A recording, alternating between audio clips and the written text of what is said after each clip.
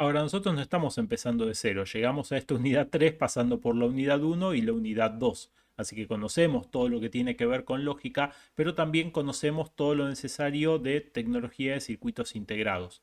Terminamos la unidad uno planteando de que en una hoja de datos nosotros teníamos toda la información de tensiones y corrientes necesarios para poder usar un circuito integrado. Y acá, como ven en esta tabla, no les mentimos. Estas son los parámetros estáticos de este circuito ESP32 que estamos trabajando. Se alimenta con 3,3 volts, lo cual es común para los ESP32. La familia de Arduino con tecnologías de 8 bits suelen trabajar con 5 volts, pero acá vamos a trabajar con 3,3 volts. Y acá lo que tenemos es el valor de Bin, el valor de BIL. Tenemos también las corrientes, tanto para alto y como para bajo para la entrada. Tenemos los valores de tensión de salida, tanto en alto como en bajo, y los valores de corrientes para salida en alto y para salida en bajo. Así que todo eso que nosotros vimos en la unidad 1.3 está descrito en esta tabla que tenemos acá. Y tenemos cuál es el valor máximo de tensión que le podemos dar al circuito para que el circuito funcione y vemos que es 3,6 volts, aunque vamos a preferir de que se alimente con 3,3 volts.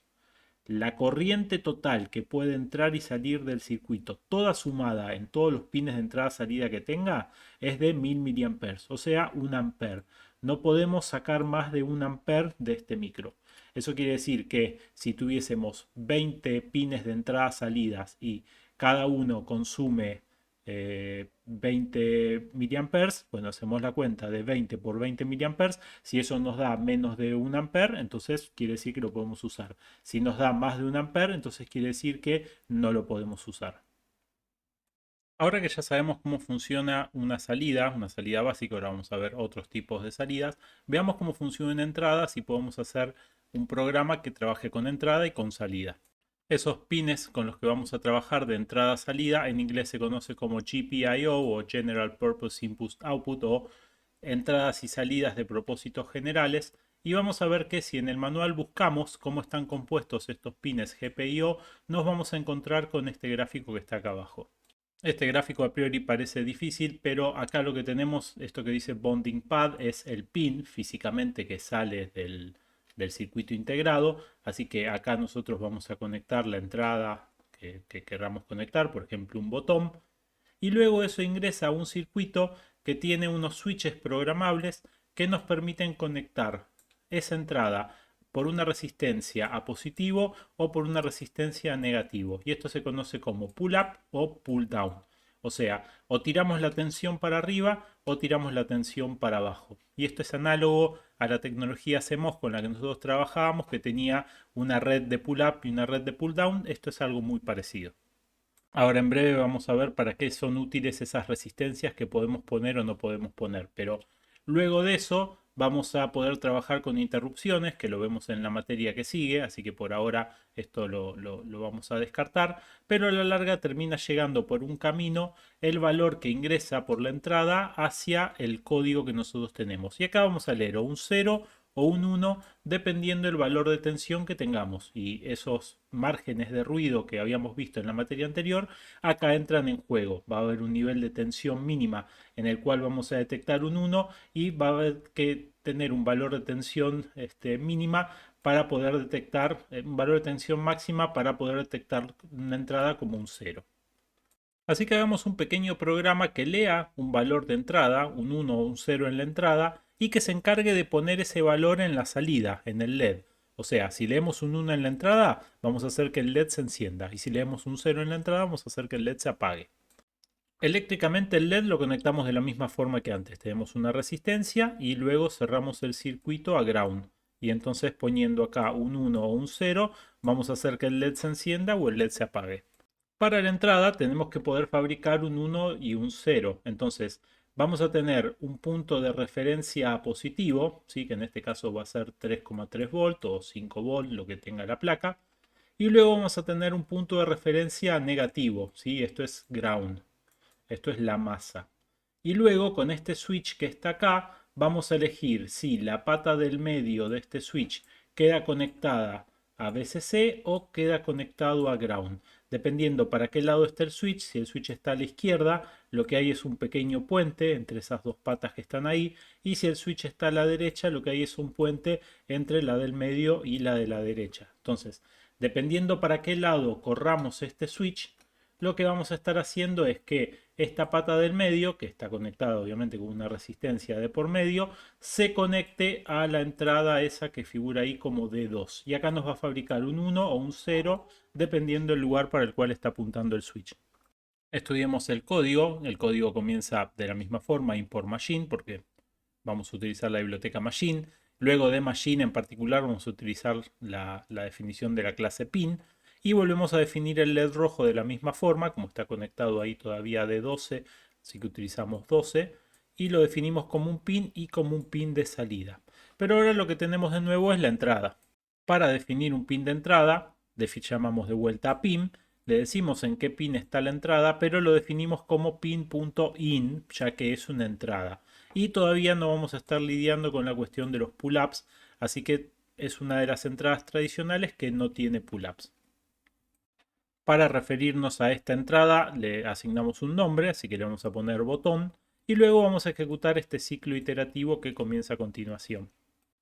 En este ciclo lo que hacemos es, leemos el valor del botón, botón.value, y esto nos va a dar o un 0 o un 1 dependiendo de para qué lado esté apuntando ese slider que está ahí conectado. Y luego eso lo vamos a almacenar en una variable que se llama valor. Este valor va a representar un 0 o un 1 dependiendo del momento en el que se ejecutó esta línea de código. Y luego vamos a hacer que el LED rojo tome un valor y el valor que le vamos a pasar es esa variable valor, que puede ser un 0 o puede ser un 1, no sabemos lo que es. Va a ser lo que sea en el momento que se ejecutó la instrucción esta primera que dice valor igual a botón.value. Si ahí valor va a tomar un valor que va a ser un 0 y un 1. Y sea lo que sea que haya tomado, se lo va a pasar al LED rojo pasando el valor que está almacenado en esa variable. Bueno, volvemos al walkbe, ahora con el programa que teníamos de ejemplo ya escrito. Y lo que vamos a hacer es le vamos a agregar el slider. Así que buscamos en la lista de componentes el slide switch. Lo agregamos. Agregamos una resistencia que habíamos visto. Esta resistencia tiene que estar conectada a D2, así que la conectamos a D2. Esto iba hacia el pin medio del slider. Y luego teníamos que agregar una referencia a ground y una referencia a VCC. Así que encontramos la referencia a VCC y encontramos la referencia a ground.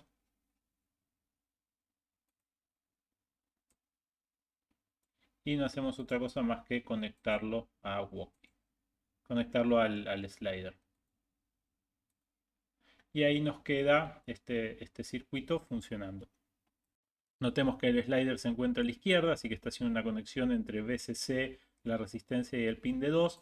Así que si ejecutamos el programa, el LED se va a encender cuando llegue a este bloque de código. Esto está ejecutando ahora permanentemente, así que si corro el slider hacia la derecha, el LED se va a apagar. Si corro el slider hacia la izquierda, se va a prender. Y así se prende y se apaga. Cama arriba, cama abajo, cama arriba, cama abajo.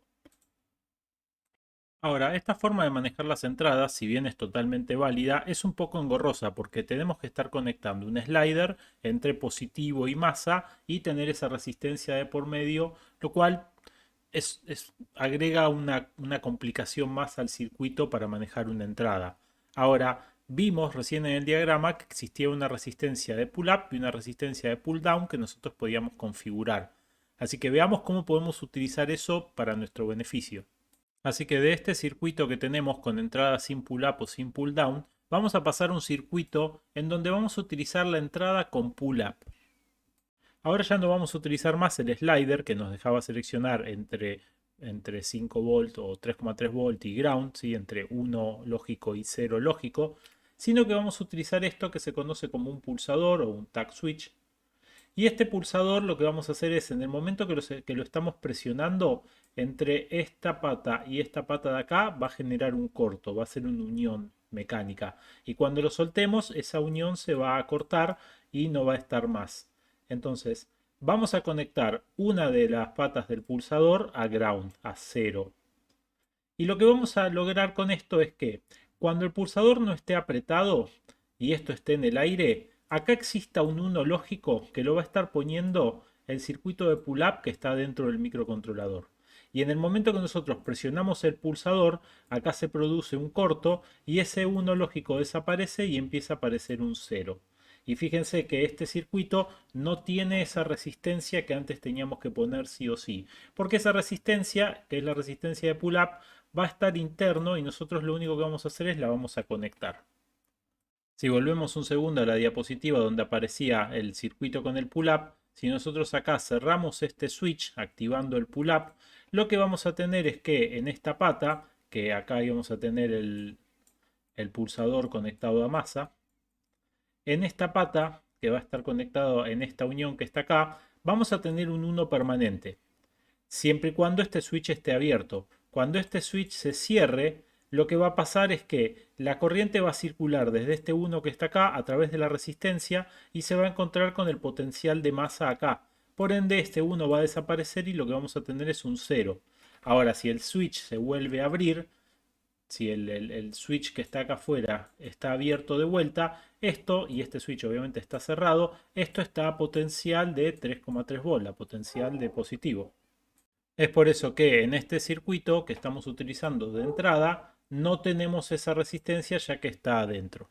Pero para poder utilizar esa resistencia que está adentro, ahora cuando definimos el botón y le decimos que está en el pin 2, lo definimos como un pin de entrada, pero vamos a poner coma, en este pin activa la resistencia de pull-up.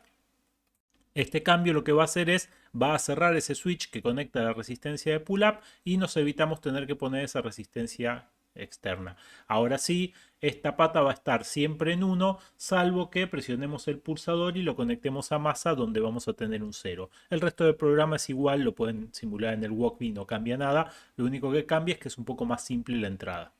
Y ahora que ya vimos las entradas, vamos a prestarle un poquito más de atención a la salida, porque hasta ahora sabemos cómo generar una salida, pero tenemos más de una forma de generar una salida. Volvemos a ver el mismo diagrama que teníamos de los pines GPIO, esto no cambió, pero ahora le vamos a prestar atención al valor que genera la salida. Y el valor que genera la salida la podemos pensar como que son dos transistores en configuración CMOS, donde tenemos el transistor que está conectado a positivo y el transistor que está conectado a negativo. Acá tenemos un negador únicamente para que coincida la lógica, para que cuando acá pongamos un 1, esto se niegue y se vuelva a negar y lo que sale es un 1, y que cuando pongamos un 0, esto se niega, se vuelve a negar y sale un 0. Es únicamente una cuestión del diagrama para que tenga sentido. Pero estudiemos qué es lo que pasa con esta salida. Esta salida es lo que se conoce como una salida push-pull. Cuando nosotros ponemos un 1 acá, ese 1 con este negador se convierte en un 0.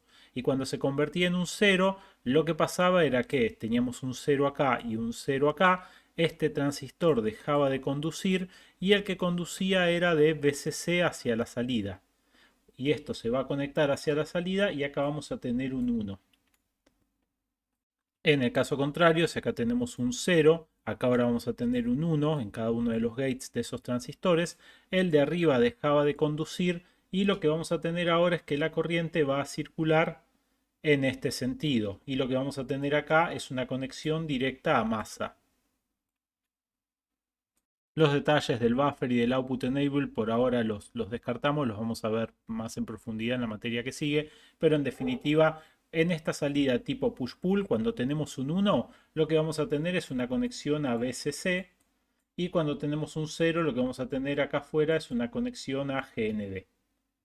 Ahora, esta salida push-pull la podemos utilizar de dos formas. Por ejemplo, el circuito que nosotros veníamos viendo, nosotros definíamos un 1 para encender el LED. Y fijémonos cómo funcionaba.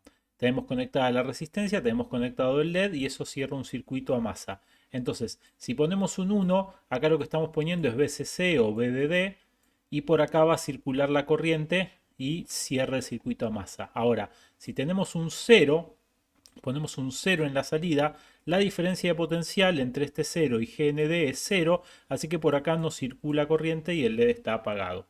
Esa es una de las formas de utilizar esta salida push-pull.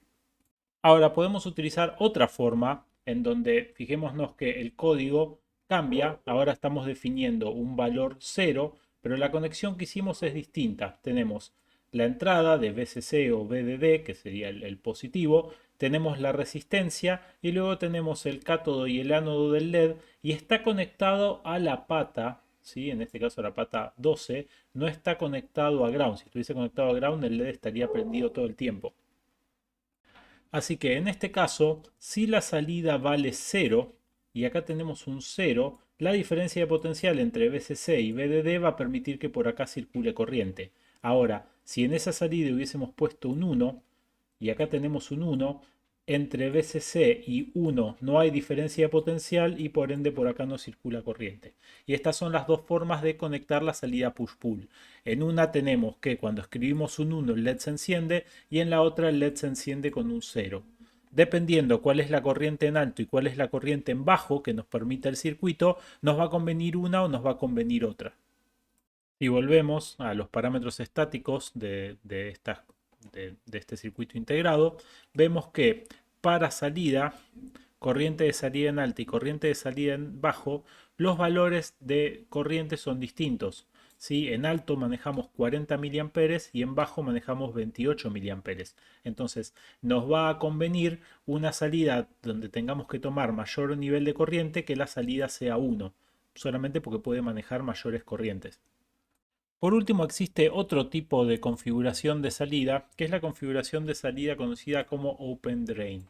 Esta salida de configuración Open Drain, fijémonos que no tiene la parte del transistor que está conectado a positivo, sino que solamente tiene un transistor que conecta a masa. Con lo cual, esta salida nos va a permitir forzar un 0 fijo, pero no nos va a permitir forzar un 1, sino que el 1 va a quedar en el aire, va a quedar como si la pata estuviese desconectada, ¿no? Porque cuando nosotros acá tengamos un 1, lo que va a pasar es que acá vamos a tener un 0. Cuando tenemos un 0, este transistor está apagado, con lo cual no estamos forzando el nivel que sale en esta pata. La pata literalmente está en el aire.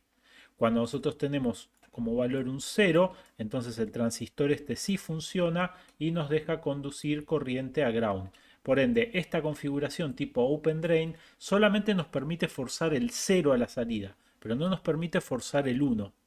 Ustedes se preguntarán para qué nos sirve un pin de entrada-salida cuya salida no me deja poner 1, solamente me deja poner ceros. Bueno, eso puede ser ya que un 1 por ahí lo tenemos por defecto en el cable de salida.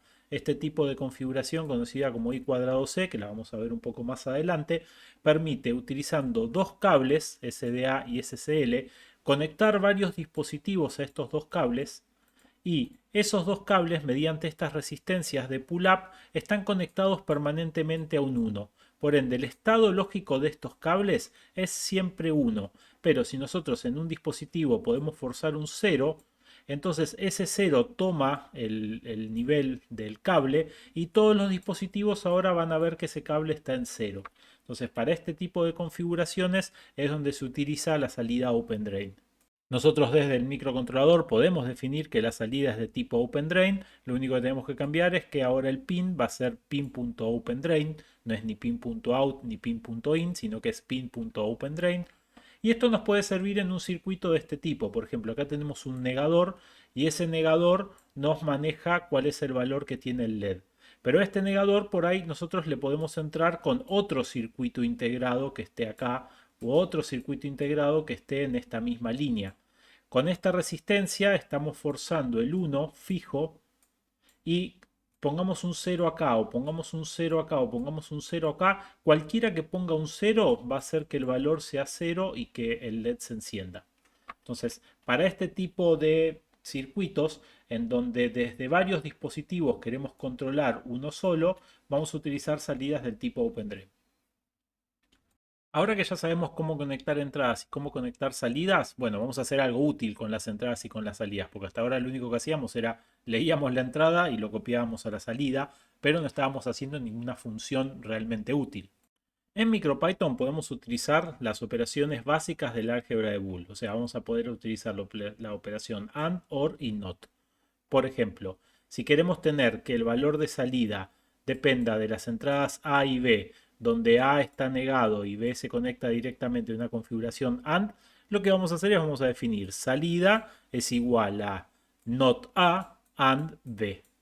Después, si queremos hacer una OR en la salida entre los valores de A y de B, bueno, directamente escribimos salida es igual a OR B.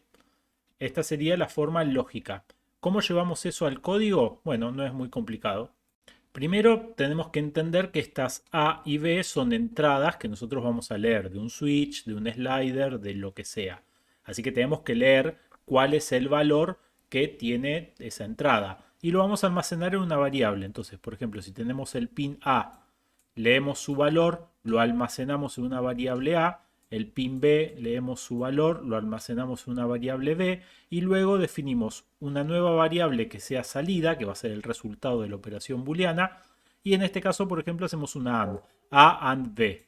Ese valor se va a almacenar en esa variable salida y luego esa variable salida la vamos a escribir en un LED que nos va a indicar cuál es el valor, si es 0 o es 1. Veamos entonces el circuito que vamos a utilizar para, por ejemplo, una compuerta XOR.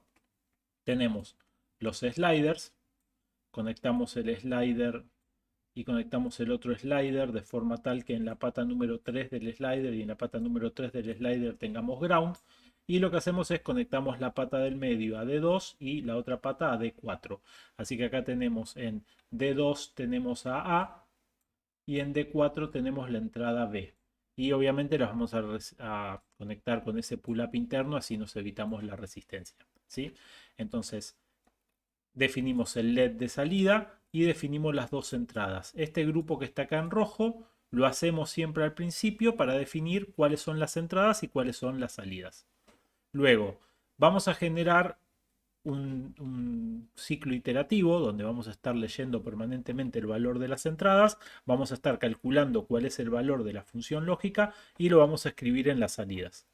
Por ende, nuestro ciclo iterativo va a comenzar con este bloque azul en donde vamos a leer el valor del slider A y el valor del slider B. Y estos se van a grabar con ceros y unos dependiendo de qué valor tengan los sliders acá. Luego ponemos como un comentario la tabla de verdad del XOR. Esto es únicamente para que nos quede claro qué es lo que estamos haciendo, nada más.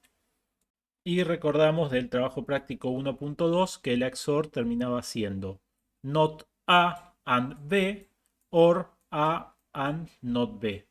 Y acá escribimos la ecuación booleana directamente utilizando la sintaxis de MicroPython. Eso lo grabamos en una nueva variable llamada XOR y ese valor de XOR lo vamos a escribir en el LED de salida. Como agregado ponemos un print que es solamente para que ustedes vean que se pueden sacar datos por pantalla, en donde estamos diciendo que el valor de A es igual a la interpretación en booleano del valor de A pasado de string. Lo mismo hacemos para B, lo mismo hacemos para XOR. Y esto en pantalla va a imprimir el valor de A, el valor de B y el valor de XOR del resultado final. Así que vemos que muy fácilmente podemos implementar una compuerta o simular una compuerta utilizando una computadora en MicroPython. Esto no es muy práctico, pero es un primer avance en la programación que les estamos dando ahora para que puedan utilizar MicroPython y utilizar LEDs y dispositivos de entrada-salida. Este es un circuito que nos permite, por ejemplo, detectar cuando las entradas son distintas. Entonces, si tenemos que detectar cuando la entrada A es distinta de la entrada B, bueno, podemos utilizar este código y nos enciende o nos apaga el LED si las entradas son distintas. Ahora, teníamos un circuito que habíamos visto en la unidad 2, que era la función mayoría, una función mayoría en 3 bits, donde teniendo 3 entradas, fabricábamos un 1 si la mayoría era 1, la mayoría de la entrada. Vemos que implementar esto en MicroPython no es muy difícil. De vuelta definimos la salida como es el LED rojo. Ahora tenemos el slider A, B y C conectados a los pines 2, 4 y 5 respectivamente, como están ahí, obviamente todos definidos con un pull-up. Y luego el código consiste en leer el valor de los sliders, que los vamos a grabar en variables que se llaman A, B y C, y luego aplicamos la función mayoría escrita en álgebra booleana. ¿Sí? Lo que estamos haciendo es estamos escribiendo exactamente lo mismo que tenemos acá. Utilizamos A and B, or A and C, or B and C y ponemos los paréntesis para darle la precedencia. Y luego ese valor de mayoría, que va a ser un 1 o va a ser un 0, lo escribimos en el LED. Así que vemos que muy fácilmente podemos hacer lógicas que son mucho más útiles. Y dado que este tema lo enseñamos de MicroPython en este momento, como para que ya tengan un primer contacto con una computadora, pero como para que les sirva como herramienta para aprender lógica combinatoria, entonces les dejamos como tarea implementar todos estos circuitos que ya lo sabemos hacer en lógica combinatoria con compuertas, pero los implementamos como funciones booleanas en MicroPython.